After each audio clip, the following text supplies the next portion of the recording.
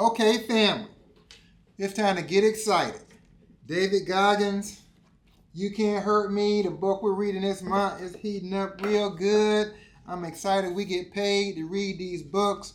Formal education to pay your living, the self-education to pay your fortune, and this is how we self-educate ourselves right here by studying winners. Listen to this.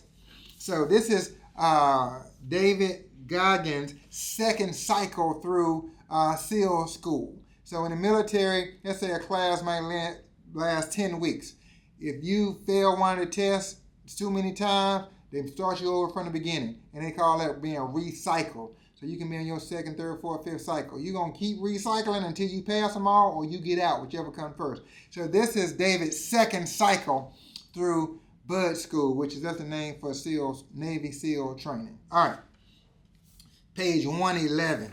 The name of this chapter is called Taking Souls. Good gracious, it's chapter 4. I wasn't all the way healed up from that bout of pneumonia when my second Buzz class kicked off. My lungs were still filled with mucus, and each cough shook my chest and sounded like a rake was scraping the inside of my alveoli. Still, I liked my chances a lot better this time around because I was prepared and because I was in a boat crew thick with bad motherfuckers. Now that's part of my French. I'm just reading the book. Listen to this. He said, I was in a boat crew thick with bad MFs. Teammates, my insight is from this, you can make it through almost anything with the right people. You can make it through almost anything with the right people. If you got a circle of people around you that's encouraging, that they're inspiring you, they got a can't quit attitude, they got a lead by example attitude, you guys can go right on through and win together. But if you got a bunch of people around you that's full of doubt and fear and discouraged, and you think you helping them by pumping them up, no, you ain't helping them by pumping them up. They're gonna affect you before your pumping up is only temporary. Teammates, I have had situations where I've known people that come in as a group, 3, 4, 5 people together, and they stay together, and they move through our offices together, become RVPs, become SVPs, become NSDs, become SNSDs, become $1 million earners, and they just stick together, encouraging each other. Don't let the other person fail. Don't let the other person quit. Leading by example. You can get through almost anything when you got the right team around you. I'm preaching better than y'all saying amen. All right, now, he's in the second cycle, and it's hell week, and they getting ready to haze him like 24 hours a day for 7 straight days. So here he is.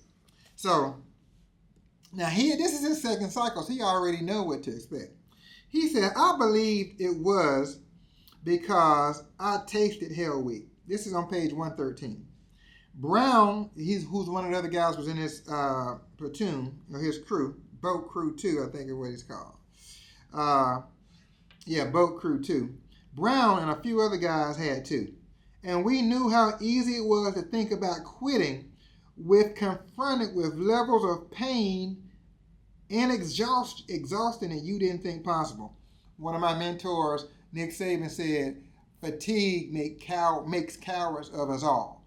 When you get tired, don't make decisions when you're tired because you're going to make the wrong one. Fatigue makes cowards of us all. If when you are tired and exhausted, no chances are you're going to come up with the wrong answer. All right, that's not my point. 130 hours of suffering is only 160 hours in a week. May as well be 1,000 when you know you can't sleep and there will be no relief anytime soon. And we knew something else too. Hell Week was a mind game. The instructors used our suffering to pick and peel away our layers, not to find the fittest athletes, to find the strongest minds. That's something that quitters didn't understand until it was too late. Teammates, listen to this. The second point, how you think can get you through almost anything. Teammates, look, he said, listen to him, he's preaching real good. The instructors use our suffering to pick and peel away our layers, not to find the fittest athletes, to find the strongest minds. That's something that quitters don't understand until it's way too late. Teammates, you have to be a master at encouraging yourself. You have to be a master of not letting yourself get depressed. You got to be a master of discipline. I'm talking about the win at the highest level. I mean, you may not have to do it forever, but you're going to have to do it for a period of time. All right. Third insight, and I'm going to let you go. Now, he says, everything, this is page 114. This is kind of a continuation on everything is a mind game. I mean, he said, finding the strongest minds. He says, everything in life is a mind game. Whenever we get swept under by life's dramas, large and small, we are forgetting that no matter how bad the pain gets, no matter how harrowing the torture, all bad things end. That forgetting happens the second we give control over our emotions and actions to other people, which can easily happen when pain is peaking. During Hell Week, the men who quit felt like they were running on a treadmill, turned on a treadmill, turned way the F up with no dashboard within reach. But whether they ever figured it out or not, that was an illusion they fell for.